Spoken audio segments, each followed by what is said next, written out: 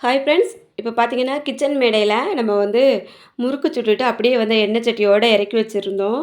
அது லைட்டா தட்டுப்பட்டு அந்த இடம்லாம் சிந்திச்சு. இதில பார்த்தீங்கன்னா, உங்களுக்கு எண்ணெய் எங்கே இருக்குன்னே தெரியாது. அந்த கிச்சன் மேடை ஒயிட் கலர்ல இருக்கிறதுனால அப்படியே தான் இருக்கும். ஆனா நான் கையில எடுத்து காமிக்கிறேன் பார்த்தீங்களா? இந்த இடங்கள்லலாம் எண்ணெய் சிந்தியிருக்கு. ஆனா தெரியவே இல்ல. நான் இப்போ இத எப்படி கிளீன் பண்ணுறது அப்படிங்கிற டிப்ஸ் சொல்றேன். அ இது நெறைய பேருக்கு தெரிஞ்சிருக்கலாம். ஒரு சில பேருக்கு தெரியாமயே இருந்திருக்கலாம் இந்த டிப்ஸு. இப்போ நம்ம சப்பாத்தி எல்லாம் தேய்ச்சுட்டு, அந்த கிண்ணத்துல கொஞ்சம் மாவு மிச்சமா எடுத்து வச்சிருப்போம் இல்லையா? அந்த மாவெல்லாம் வேஸ்ட் பண்ணாம ஒரு பக்கம் எடுத்து வச்சுட்டீங்க அப்படின்னா, இந்த மாரி ஆயில் சிந்திட்டு அப்படின்னா, இந்த இடத்துல நீங்க இப்படியே அள்ளி தூவி விட்டீங்கன்னா, இந்த ஆயில் ஈஸியா கிளீன் பண்ணிறலாம். இப்ப பாருங்க அந்த இடம் எவ்வளோ தெளிவா தெரியுது அப்படின்னுட்டு. அந்த ஆயில் பாத்திரத்த இறக்கி வச்சிருந்த இடம் சூடா இருக்குது அப்படின்ட்டு, அதில ஒரு பிளேட் போட்டு நான் இறக்கி வச்சிருந்தேன். அது தட்டுப்பட்டு லைட்டா சிந்திட்டு. அதான் காரணம். இந்த இடங்கள்லலாம் அந்த மாவு எடுத்து போட்டதும் அப்படியே தெரியுது பாருங்க.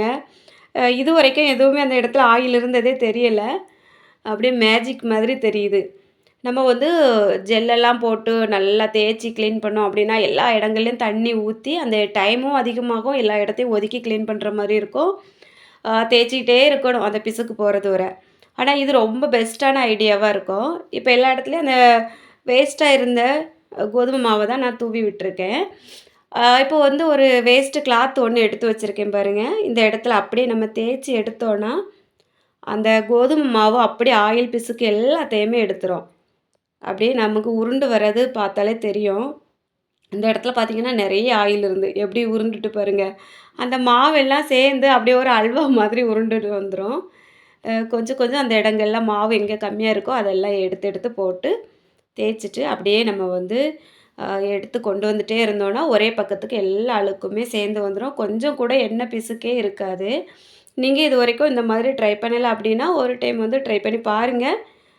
ரொம்ப ஈஸியான வேலை தான். நமக்கு அந்த டைமும் மிச்சமாகும்.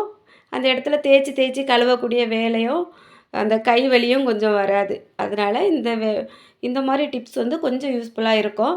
நான் கிச்சன் மேடையில ஆயில் சிந்துச்சு அப்படின்னா, இப்படி தான் கிளீன் பண்ணிட்டுருக்கேன். நீங்க எந்த மாரி கிளீன் பண்ணுவீங்க அப்படிங்கிறதையும் கமெண்ட்ல சொல்லுங்க. தெரியாதவங்களுக்கு கொஞ்சம் யூஸ்ஃபுல்லா இருக்கும். இப்போ இங்க வரைக்குமே நான் அப்படியே எடுத்து கொண்டுட்டு வந்துட்டேன் பாருங்க. இந்த மாவு எப்படி இருக்கு பாருங்க. அல்வா மாதிரி இருக்கு. அப்படியே அந்த எண்ணெயோட சேர்ந்து. இப்போ இது நம்ம கேஸ் அடுப்புக்கு அடியில இருந்த இடம். அங்கெல்லாம் கொஞ்சம் குழம்பு, இந்த சாப்பாடு கொதிக்கும்போது சிந்திருந்த கறையெல்லாம் இருக்கு. அது எல்லாமே ஆயில் பிசுக்குல வராது. அது நம்ம சோப் போட்டு தான் கிளீன் பண்ணணும். இப்போ ஆயில் இருந்த இடம் மட்டும் ரொம்ப கிளீன் ஆயிட்டு. கடைசியா ஸ்க்ரப்பர்ல லைட்டா ஜெல்லு மட்டும் தொட்டுட்டு, இந்த இடத்துல தேய்ச்சி விட்டுட போறேன். ஆயில் பிசுக்கு எல்லாமே சுத்தமா ரிமூவ் ஆயிட்டு, இனி இத அங்கங்க கொஞ்சம் தேய்ச்சி விட்டுட்டு, அதுக்கப்புறமா நம்ம இன்னொரு கிளாத் எடுத்து வச்சு இத தொடச்சி எடுத்தோம்னாலே போதும். ரொம்ப நீட்டாயிரும். டைமும் மிச்சம், இடமும் கிளீன் ஆயிரும்.